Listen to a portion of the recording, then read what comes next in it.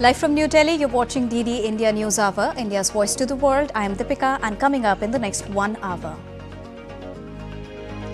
India's space agency ISRO launches first space docking mission on an India-made rocket. Chinese cyber attack targets US Treasury. Hackers access unclassified documents. Trouble mounts for South Korea's President Yoon as court issues arrest warrant. And cities across the globe prepare to welcome New Year in celebrations tinged with local tradition.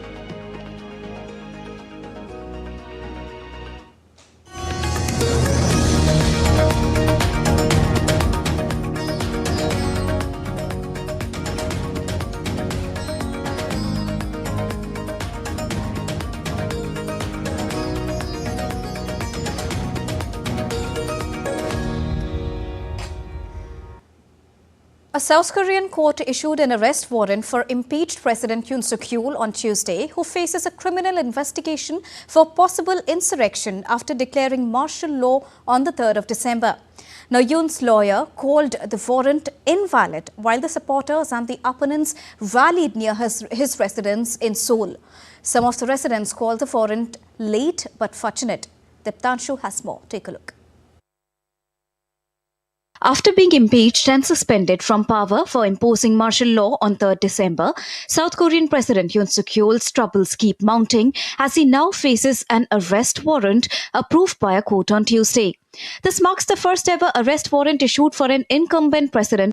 Yoon is under investigation for possible insurrection charges, and the court also approved a search warrant for his residence. Opponents outside his home in Seoul are baying for action. The investigative authorities have issued a summons request, but it has been ignored. As a result, they have obtained an arrest warrant and are proceeding with the arrest. However, even regarding this arrest warrant, Yoon, who is accused of treason, claims it is illegal and refuses to acknowledge it. Therefore, it is imperative that this arrest warrant is executed and that this individual faces legal consequences. Supporters of the warrant believe Yoon should have been arrested much sooner for his actions. Despite repeated summons, President Yoon has refused to attend, which makes it worse. I believe he should have been arrested when he declared martial law, as it was illegal. Although it feels late, I think the warrant is at least fortunate. In response, Yoon's lawyer stated that his client's martial law declaration did not constitute insurrection and called the arrest warrant invalid. It remains unclear when or how the warrant will be executed. It is surprising that a warrant requested by an unauthorized body has been issued. Furthermore, it is regrettable that even though the high-ranking official's crime investigation office had been under the jurisdiction of the Central District Court, the warrant was unprecedentedly requested through the Western District Court. Once a celebrated public prosecutor known for his anti-corruption efforts, Yoon rose to the presidency in just a few years. However, his tenure has been marred by repeated scandals, culminating in the chaos of declaring martial law and sending troops and helicopters to the parliament, marking a dramatic fall from grace. Tanshu Kashyap's report for DD India. Now, staying with South Korea, the country's acting president Choi Sang-mok on Tuesday paid tribute to victims of the Jeju airplane crash. Now, Choi was accompanied by a group of officials as he laid flowers and bowed to pay respects at the memorial set up in Seoul.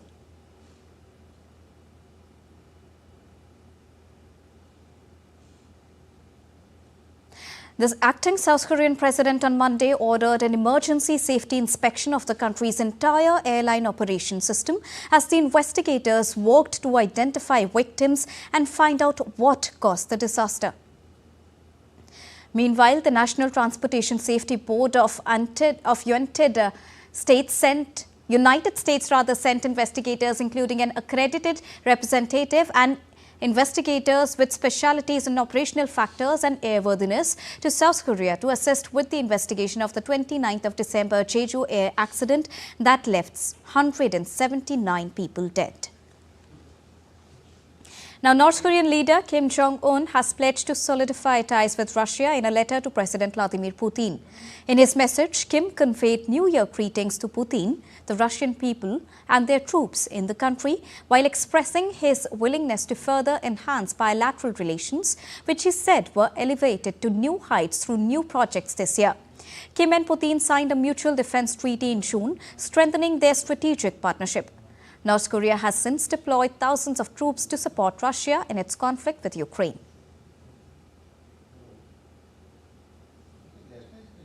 Now, Russia and Ukraine swapped more than 300 prisoners of conflict in an exchange brokered by the United Arab Emirates ahead of New Year's Eve. The Russian Defense Ministry said 150 Russian servicemen were returned from territory controlled by the Kyiv regime. Ukrainian President Volodymyr Zelensky said Kyiv received 189 people as part of the deal, including soldiers, border guards and 2 civilians from the Russian-occupied city of Mariupol. He thanked the United Arab Emirates and other partners for facilitating the swap. Ukraine said that Moscow had released a total of 3,956 people since the start of the conflict. The swap resulted in an emotional homecoming for many prisoners just in time for New Year's Eve. Now, Russia's Human Rights Commissioner Tatyana Maskalkova stated that the individuals involved in the prisoner swap will be reunited with their relatives and friends, allowing them to celebrate the New Year in their homeland. Now, meanwhile, air defense in Ukraine's capital of Kyiv were repelling at Russian air attack. Now, Ukraine's Air Force announced a missile threat across the country. According to preliminary information, missile debris fell on a private building in one of the capital's districts, the city's military administration confirmed on Telegram. And this comes as the existing deal for Russian gas transit through Ukraine is set to expire on upcoming Tuesday. Now, supplies of Russian gas via Ukraine are due to stop from the early hours of 1st of January after the current 5-year deal expires. Kyiv has refused to negotiate a new transit deal as its conflict against Russia approaches the end of a 3rd year.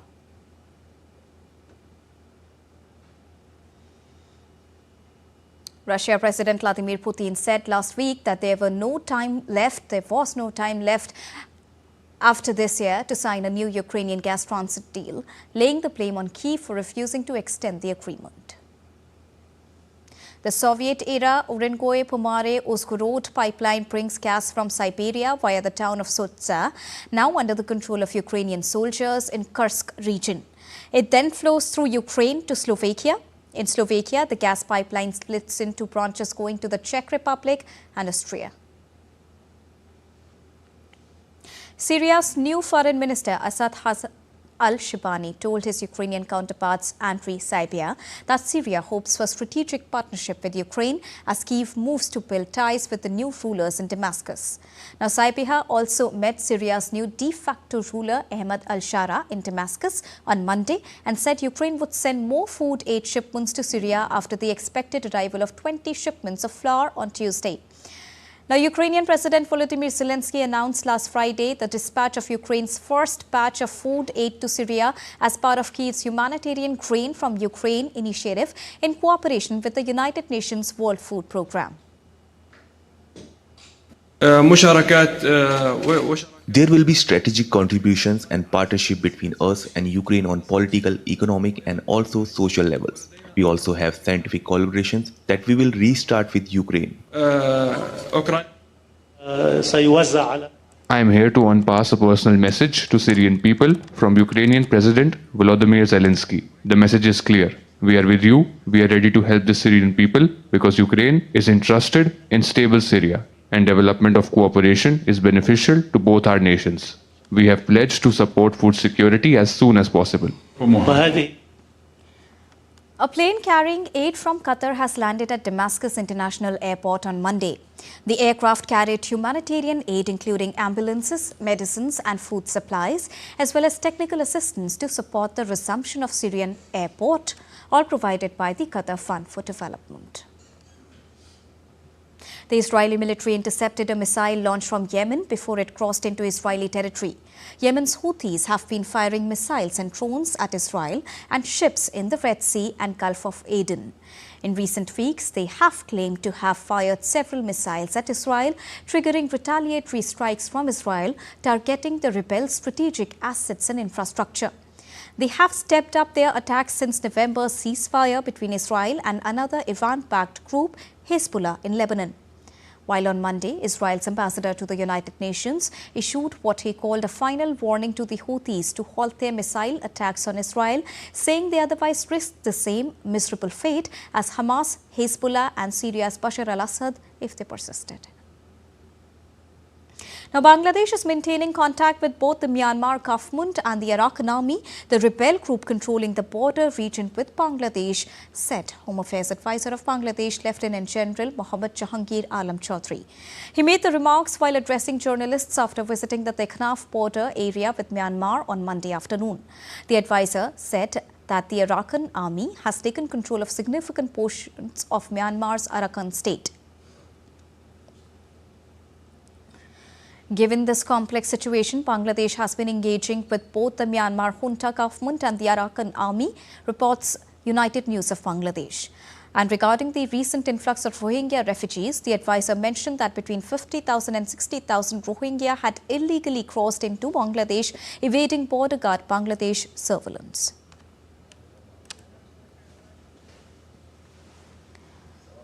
Now, Afghan women have been systematically stripped of their economic independence under Taliban rule. They have been forced out of public administration roles. Their presence in the private sector has been drastically reduced, and many women-owned businesses have been forcibly closed. In the latest order, Taliban imposed new restrictions banning windows that overlook areas where women carry out domestic chores. They also threatened to close all national and foreign non-governmental groups in Afghanistan employing women. Fuzail Ahmed has more. Take a look. The atrocities against women in Afghanistan is increasing with every passing day. First, they were made speechless and then faceless. Taliban has banned windows that overlook areas where women work, be it kitchen, living room, or just a refreshing area. Authorities have been ordered to monitor construction sites and block existing windows. Taliban on Sunday threatened to close all national and foreign non-governmental groups in Afghanistan employing women.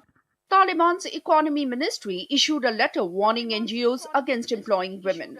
The letter stated that failure to comply would result in cancellation of organizations' operating license.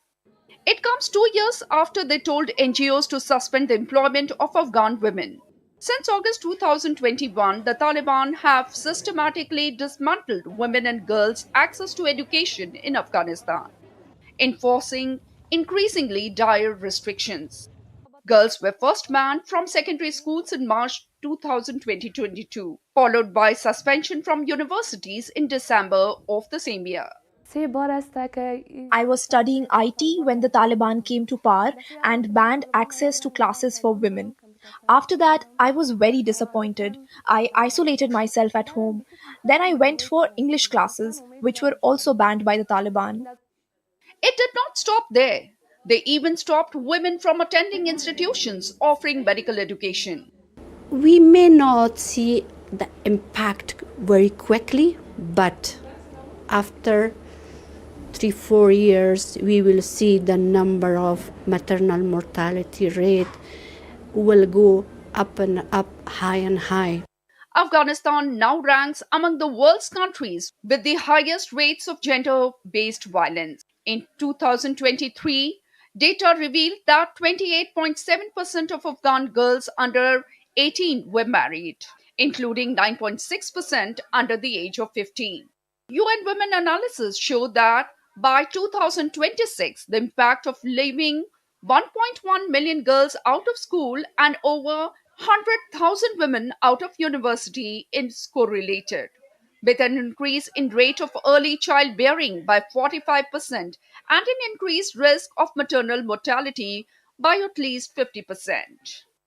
It was in July 2023 beauty salons were ordered to shut down, as employment opportunities declined for women after Taliban authorities took power in 2021. Many Afghan women launched small businesses to meet their own needs and support other women. Malala Yousafzai, who is the youngest ever Nobel Peace Prize laureate, says Taliban does not represent the diversity of the country.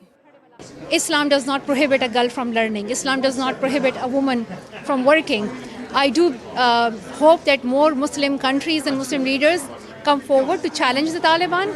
The Taliban's latest directive underscores its commitment to rolling back women's rights in Afghanistan. With inputs from Fuzail Ahmed, Bureau Report, DD India. And we are heading for a short break, but still to come on DD India News Hour. Up next, we'll get you a detailed discussion on US Treasury's cyber attack and how prepared are we to handle such cases going into 2025. Latest update on Ethiopia's road accident casualties. And more details on TikTok, which has been fined in Venezuela for not implementing measures.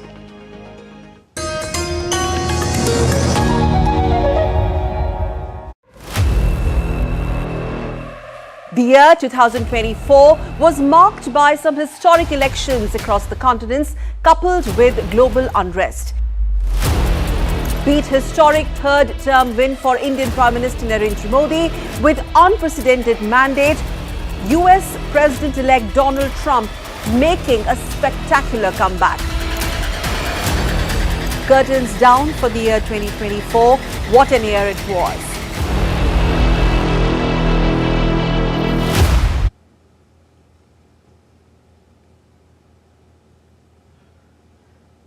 Welcome back after that short break. You're watching DD India News Hour. Now, Chinese state-sponsored hackers breached the US Treasury Department's computer security guardrails this month and stole documents. The hackers compromised third-party cybersecurity service provider Beyond Trust and were able to access unclassified documents as well. Here's more.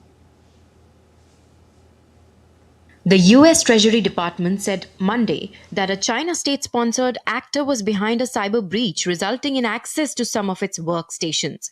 The incident happened earlier this month when the actor compromised a third-party cybersecurity service provider and was able to remotely access the Treasury workstations and some unclassified documents. Treasury contacted the US Cybersecurity and Infrastructure Security Agency after it was alerted of the situation by its provider, Beyond Trust. The compromised Beyond Trust service has been subsequently taken offline. The Treasury has attributed the incident to a China state-sponsored advanced persistent threat actor. An APT refers to a cyber attack where an intruder establishes and maintains unauthorized access to a target, remaining undetected for a sustained period of time. The department did not provide further details on what was affected by the breach, but said more information would be released in a supplemental report at a later date. Bureau Report, DD India. And now let's take a look at this brief history of alleged cyber attacks by China on the US and Europe.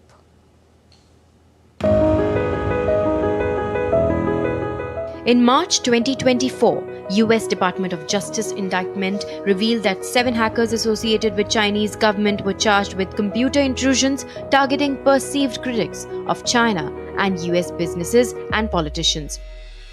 Over 10,000 malicious emails impacting thousands of victims across multiple continents were reported. As alleged in the indictment, it was part of a global hacking operation which targeted journalists, political officials, and companies to repress critics of China and its regime, compromise government institutions, and steal trade secrets.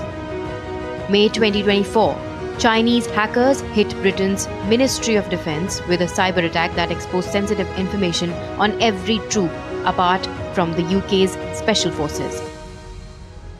The attackers targeted a third-party contractor to access names and bank details of current and former members of the armed forces.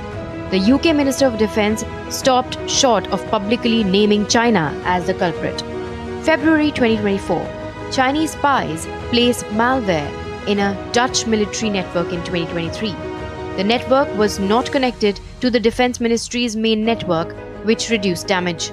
Netherlands has publicly accused China of cyber espionage. August 2023, Chinese hackers obtained personal and political emails of a US congressman from Nebraska. The hackers exploited the same Microsoft vulnerability that gave them access to emails from the State Department and Department of Commerce. May 2023, Chinese hackers breached communications networks at a US outpost in Guam. The hackers used legitimate credentials, making it harder to detect them. December 2022, Chinese government-linked hackers stole at least $20 million in COVID-19 relief funds from the US government, including Small Business Administration loans and unemployment insurance money. The US Secret Service announced they retrieved half of the stolen funds.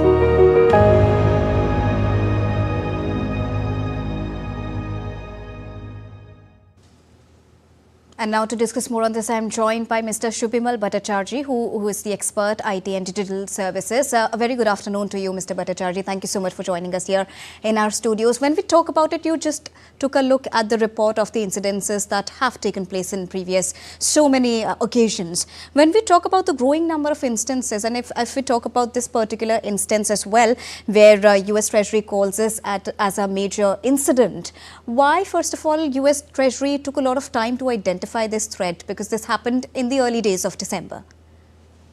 See, very many times when the cyber attacks happen, nowadays, they basically exploit some vulnerability, or as in this case, there was a third party beyond trust that had its key hacked. So when sometimes, later you try and look at your whole network and you try and do, whatever bit of audit and all, then you realize the extent of an attack. So sometimes intrusions happen, people get into the system and they lie low in the system, and they are yet able to pick up, information and contact on as it has happened here. So very many times a cyber attack might not be visible right at that moment it has happened, but later you realize, when and the full manifestations of that attack. And when we talk about it, what could be the possible repercussions of this act that has happened? Because when we talk about US and China, both are major economies, and this is a serious breach. Well, you see, there is a history of Chinese attacks on American networks. You've just shown the graphics before. It's going on for quite some time. Even during President Obama's time, they came to an agreement in 2013 about how they will not, get into, or Chinese will not get into the American network likewise. But this has not happened. Continuously there are attempts, and sometimes even successful, by very many times the state actors or even non-state actors, but backed by the state. Particularly in the case of China, this has happened. So even this particular incident of the Treasury Department's, computers, a few losing or being compromised, there also there is a particular kind of activity that is generally seen to the Chinese, the advanced persistent threat, APT, that is known. So APTs are generally identified with Chinese attempts at snooping and trying to get into the networks, and APT 31 in China, run by the PLA, is quite notorious for various kind of hacking attempts every time. So while this attack on the Treasury Department, they have named it a major attack, but it really hasn't taken those sensitive data out. It is more of non-sensitive data that has gone on. But the worrying part is that they are still able to get into such networks, which brings us to the point that how do we secure, is it only the patch management and network protocols that we put secures, or today there are other ways, just as this case, the third party agent that was there, they were compromised. So there are various ways in which cyber attacks are happening, and the Chinese have really gained a lot of access thus. And right now, with the usage of artificial intelligence, they have been able to make a force multiplication of their capabilities that they otherwise had on getting into all these hacking attempts. So the millions of attempts and efforts, permutation combinations that are being attempted using AI is now the larger threat that worries everyone.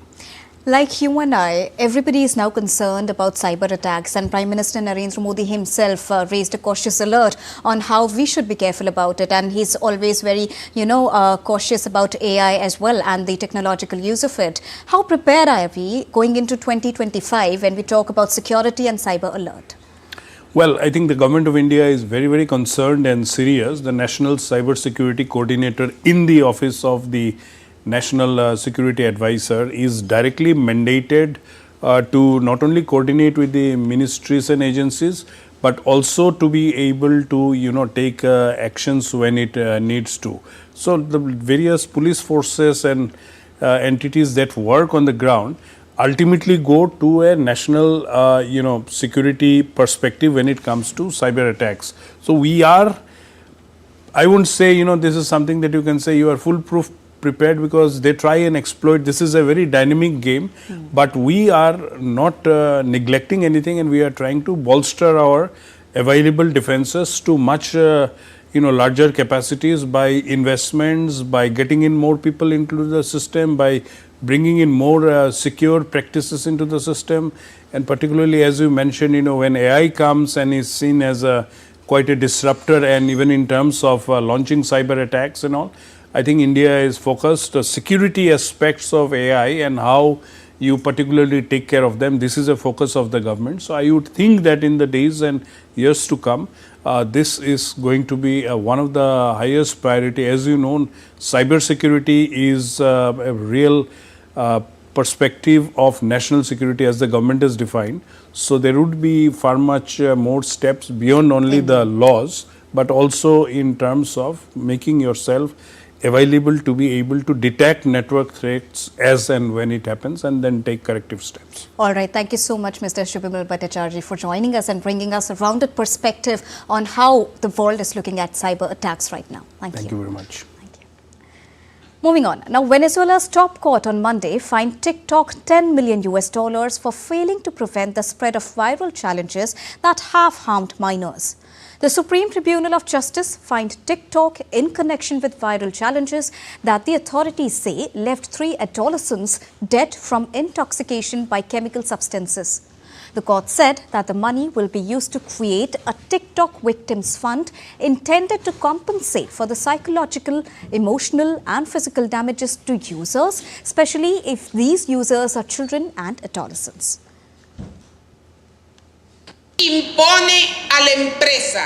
TikTok is fined $10 million payable to the National Telecommunications Commission within 8 days for failing to implement necessary measures to stop the spread of content related to the viral challenges. TikTok is ordered to establish a representation with its office in the territory of Bolivarian Republic of Venezuela, through which the company will supervise and control the application of technological tools in accordance with the constitutional and legal order of Venezuela in telecommunications and social networks. All this to enhance the security of users and preserve their physical, psychological and emotional integrity. And now let's take a look at other stories making news around the world. At least 71 people have died in a road accident in southern Ethiopia, according to the spokesperson for the southern Sidama regional government. In a statement, the Regional Communication Bureau said a truck packed with passengers plunged into a river in Sidama state, some 300 kilometers south of Ethiopia's capital, Addis Ababa. 3 suspects were arrested in connection with the murder of a Mexican federal migration agent that found lifeless earlier in the day, according to state security and migration officials. Now, this incident marks a rare case of deadly violence against migration agents just weeks before an anticipated crackdown on immigration with the upcoming inauguration of US President-elect Donald Trump. El Salvador authorities reported that they confiscated a haul of 1.5 tons of cocaine valued at $37.5 million during a maritime operation off the country's coast. 2 men aboard an Ecuadorian flagged speedboat were arrested and are set to face legal proceedings. We're heading for a short break, but still to come on DD India News Hour. All you need to know about how Quad leaders are commemorating 20 years of Quad. External Affairs Ministry says government extending all possible help in Nimisha Priya sentencing case in Yemen. And up next, we'll get you all the latest visuals and information on changing weather patterns across the country on New Year's Eve.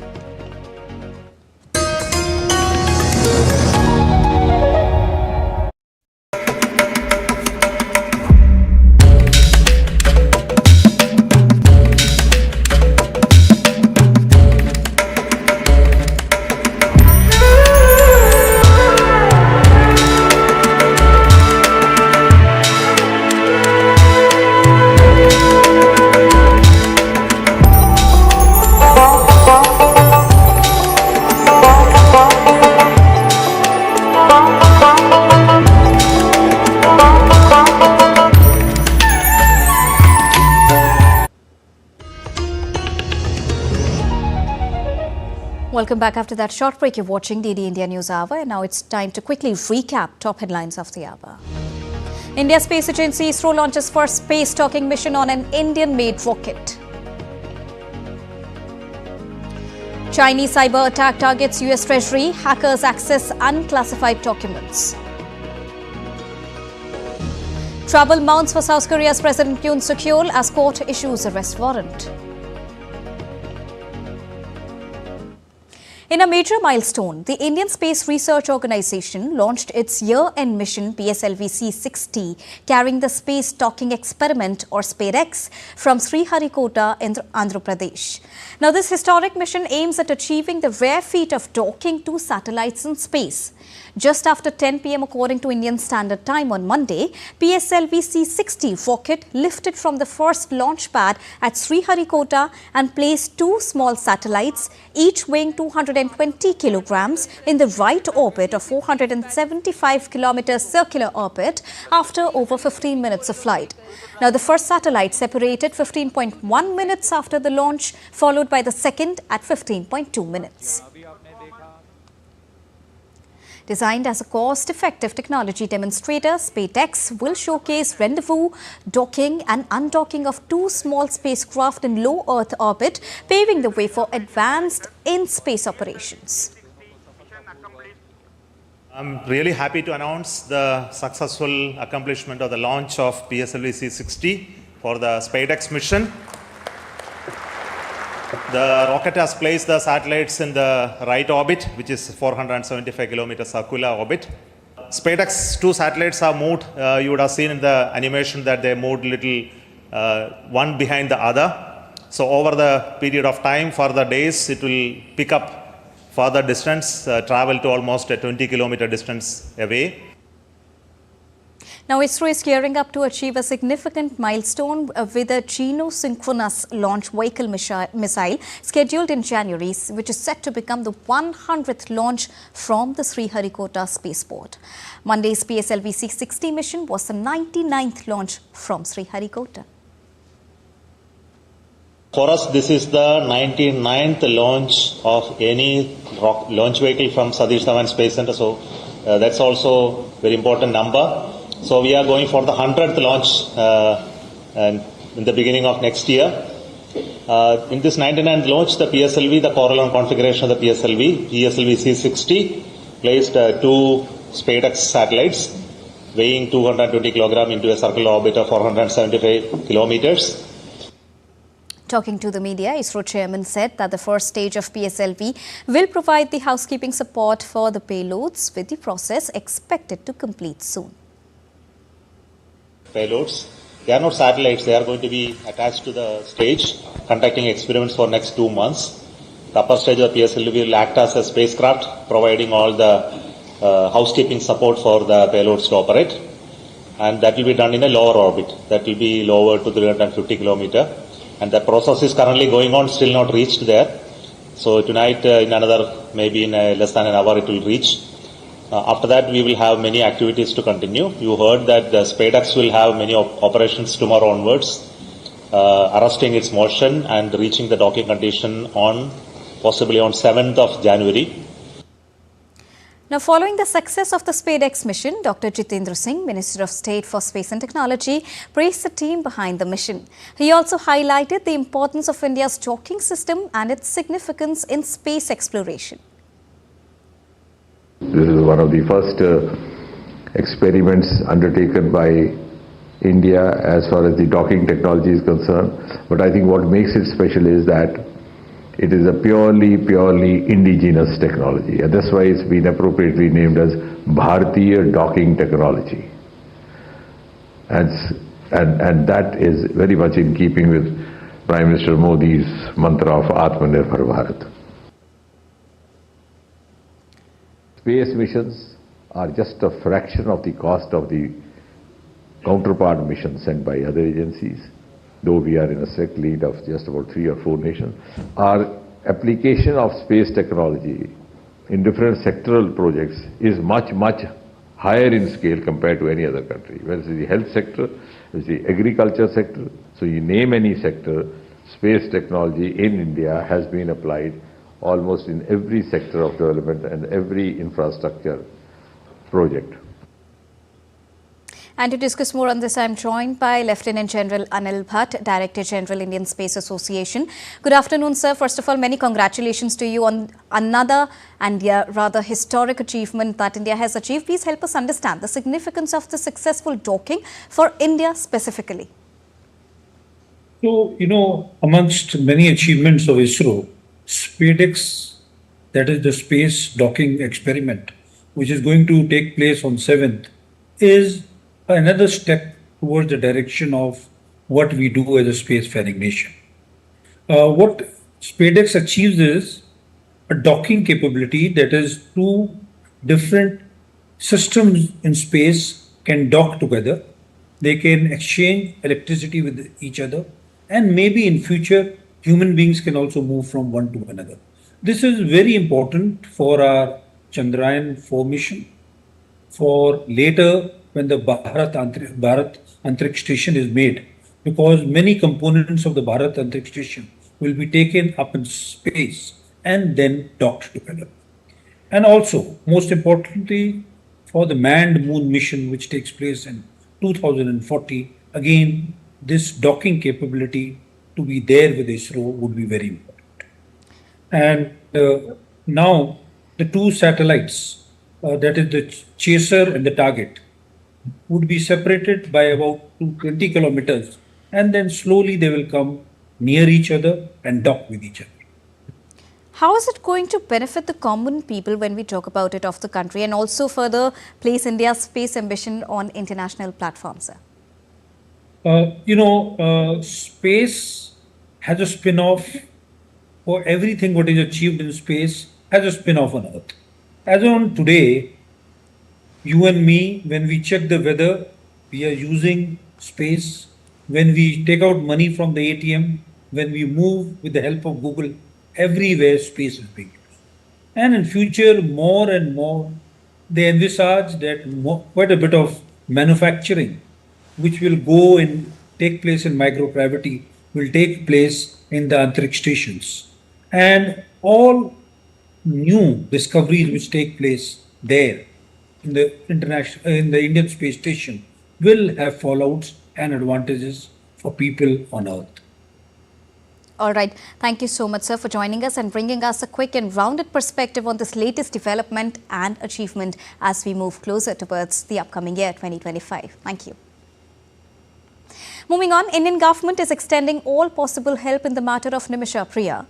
And in response to media queries regarding the case of Nimisha Priya, India's Ministry of External Affairs said that they are aware of the sentencing of Nimisha Priya in Yemen and also understand that the family of her is exploring relevant options. Now, Nimisha Priya from Kerala has been on a death row in Yemen since 2018 after being convicted of murdering a Yemeni citizen, Talal Abdo Mahdi, in 2017. Mahdi had abused her. Funds were also raised for her to pay for blood money. The Quad partnership comprising of India, Australia, Japan and the United States is celebrating its 20th anniversary, tracing its origins to the 2004 Indian Ocean earthquake and tsunami. Initially formed for disaster relief, the group has since evolved into a significant strategic alliance focused on a free, open and prosperous Indo-Pacific region. A joint statement released by the 4 nations recognized the catastrophic impact of the 2004 tsunami that claimed nearly 250,000 lives and displaced millions across 14 countries. The Quad nations, contributing over 40,000 emergency responders, worked together to provide critical relief. They emphasized that their commitment to humanitarian assistance remains strong, continuing efforts to address natural disasters and humanitarian crisis. Now, over the past 2 decades, the Quad has expanded its focus beyond disaster relief to tackle complex regional challenges. The group now collaborates on issues such as climate change, health, quality infrastructure, cybersecurity and emerging technologies. The Quad leaders have met annually since 2021 to further strengthen these initiatives and drive positive outcomes across the Indo-Pacific region. Moving on to weather updates now, North India is reeling under a severe cold wave condition. The Indian Meteorological Department has issued warnings for extreme cold and dense fog across parts of northwest and central India, with conditions expected to worsen in the coming days. According to the Met Department, some areas in Himachal Pradesh, Rajasthan, Punjab, Haryana, Uttar Pradesh and Jammu and Kashmir will experience a severe cold wave till the 1st of January. The temperatures are to remain between 3 and 5 degrees Celsius below the normal category in these regions, with New Year's Day adding to the chill. Dense to very dense fog is also likely to remain till the 4th of January. Snowfall is expected to continue in Jammu and Kashmir and Himachal Pradesh. In Jammu and Kashmir, the season's heaviest snowfall in the last 2 days has disrupted the normal life of the residents and the tourists. Rescue efforts continue for those stranded amidst the heavy snowfall after the closure of roads. And to get us the latest, I'm joined by DD India correspondent Shabir Dar from Srinagar. Shabir, as we approach the New Year's evening, the weather is also getting chillier. Get us the latest on the weather condition there in Kashmir. Yeah, as you all know, the Kashmir is, under the, intense cold wave, and the snowfall is already here from last Friday. We received, heavy snowfall, but now the meteorological department center in Srinagar is predicting that, 2 western disturbances will hit Jammu and Kashmir beginning from January 1, which will bring, isolated rain and scattered snowfall from light to the heavy snowfall in parts of Kashmir. From January 1 to January 2, the Met is predicting light snowfall and scattered rain in parts of Jammu and Kashmir. But on the second western disturbance, which will hit, beginning January 3 to January 6, Met is predicting that there will be moderate to heavy snowfall in Jammu and Kashmir, which is definitely going to bring cheers to the tourists who have already, arrived in Kashmir to celebrate New Year. And authorities are also making every effort to ensure that people and tourists don't face any hardship. Advisories have been issued for travelers, tourists, and transporters they have been asked to check with the transport department and traffic police to ensure that no tourist faces any difficulty while going to Gulmarg, Pahalgam, or other tourist places where a lot of tourists have already gathered to celebrate New Year. All right. Thank you so much, Shabir, for joining us and bringing us the latest updates straight from Srinagar. You're watching Lead India News Hour, and now it's time to take a look at other stories making news around the country. Now, the work to remove 377 metric tons of hazardous waste from the now defunct Union Carbide factory in Bhopal got underway on Sunday. The waste will be shifted to Pithampur industrial area for incineration. The highly toxic gas methyl isocyanate leaked from the Union Carbide pesticides factory in Bhopal on the intervening night of the 2nd and 3rd December in the year 1984. The tragedy claimed the lives of 5,479 persons, leaving more than 5 lakh others with health problems and long-term disabilities. In connection with New Year Eve celebrations in India's national capital, Delhi's traffic police has issued traffic restrictions and diversions for New Year's Eve. The restrictions will be applicable to both private and public transport vehicles from 8 p.m. IST onwards. The Delhi traffic police has urged all to park vehicles in designated parking areas to ensure smooth traffic flow. India's first glass bridge over sea has been inaugurated in Kanyakumari, Tamil Nadu. The newly inaugurated glass bridge spans 77 meters in length and 10 meters in width. Connecting with Vivekananda Walk Memorial to the Thiruvallur statue, the bridge is set to become a landmark attraction. We're heading for a short break, but still to come on DD India News Hour. India's R. Vaishali qualifies for Women's World Blitz Championship knockout stage. In tennis, Italy and USA storms into United Cup's quarter-final round. And up next, we'll bring you live visuals from across the country and New Year celebration preps amidst cold weather conditions.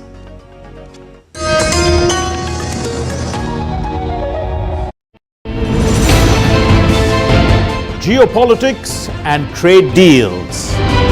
Economic challenges amid development.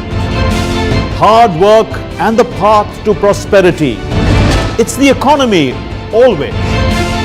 Between walkers, money is what money does and says. Supply creates its own demand. Between the bulls pulls and bears tears. When supply chains globalization and India rises to the podium. We'll get you centered with the economic brief at 8 p.m. every Thursday on DD India.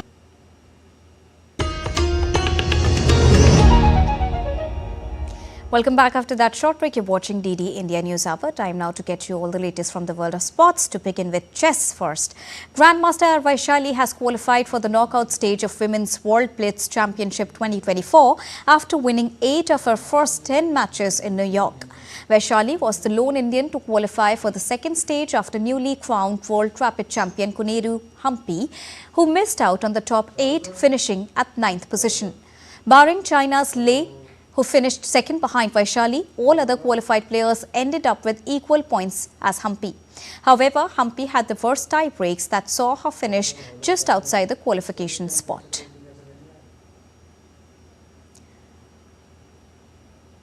In cricket, during the final day of the fourth test between Australia and India, opener Yashasvi Jaiswal became the third highest run scorer for India in tests in a single calendar year.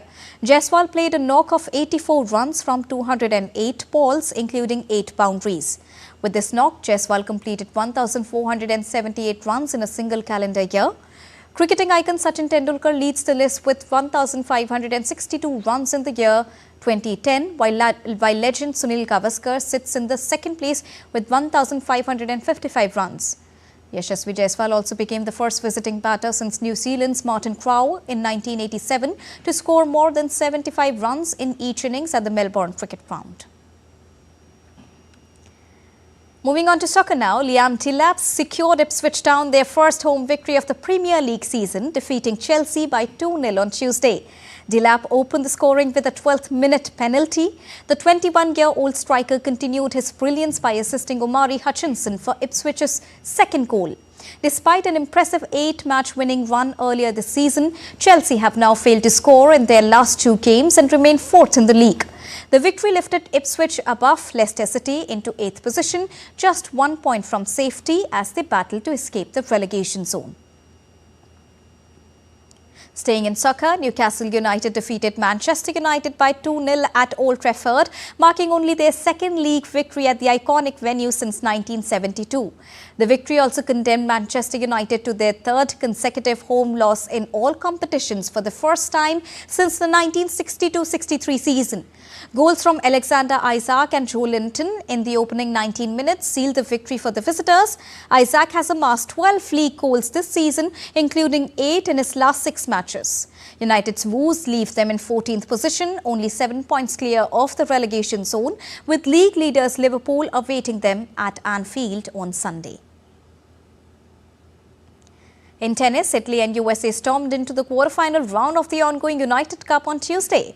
Italy's Jasmine Paolini beat Frances Clos-Piquet by 6-0, 6-2 at Ken Rosewall Arena in Sydney, while her teammate Flavio Cobolli upset the French world number 14 Hugo Humbert. In the end, Italy triumphed 3-0 over France by securing a victory in the mixed doubles as well. On the other hand, America's Taylor Fritz beat Borna Koric by 6-3, 6-2 as his team needed to win only 1 match to top Group A. With her team's place, the final 8 guaranteed, top-seeded Coco Gauff triumphed over Donna Vekic late in her women's singles match. And Grand Slam winner Emma Raducanu has pulled out of the Auckland Open due to a back injury. Raducanu has struggled with injuries since winning her only Grand Slam title in 2021 and skipped 5 tournaments in the WTA's Asia Swing this year after suffering sprained ligaments in her foot. The 22-year-old also spent most of last season recovering from ankle and wrist surgeries. Seeded 6th, Raducanu was set to clash with America's Robin Montgomery in her opening encounter. The tournament also features former Grand Slam champions Naomi Osaka and Sofia Kenin. Moving on, the curtains will close on the year 2024 on Tuesday as the world prepares to welcome New Year 2025. People are bracing for this transition.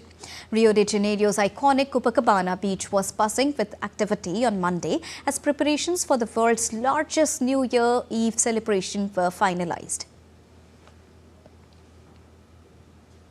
In preparation for the New Year's Eve event in Germany at the Brandenburg Gate, foldable roadblocks, fences and security cameras were already lining up on the streets on Monday.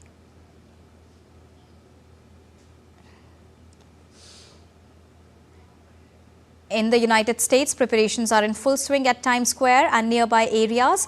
Roughly 1 million people will participate in New Year's Eve celebrations and many more will watch the transmission on television and online. And as the world gets ready to ring in the new year, Myanmar's ethnic Karen people celebrated their traditional new year, which was on the 30th of December. People in Hapan, the capital of Karen state, hold a traditional ceremony in which they dance, sing and pray for a good harvest in the upcoming year. And along with the rest of the world, India is bidding farewell to 2024 and is all set to welcome 2025. Tourists from around the globe are flocking to Goa for New Year celebration. The party atmosphere began after Christmas in North Goa's coastal areas, with visitors from various states and countries joining in. Many come from the sun, sea and sand, while others enjoy thrilling water sports like parasailing and jet skiing, making Goa the perfect destination for both relaxation and adventure this new year. And to give us the latest update with exciting visuals, I'm joined by Shishir Shelar, who's joining us from Goa, and I'm also joined by Rachna Verma, who's joining us from Shimla. Both of the places are really happening when we talk about New Year and its celebration. First of all, coming on to you, Rachna, how is Shimla gearing up to welcome the year 2025 amid the chilling situation and the weather conditions there? Rachna.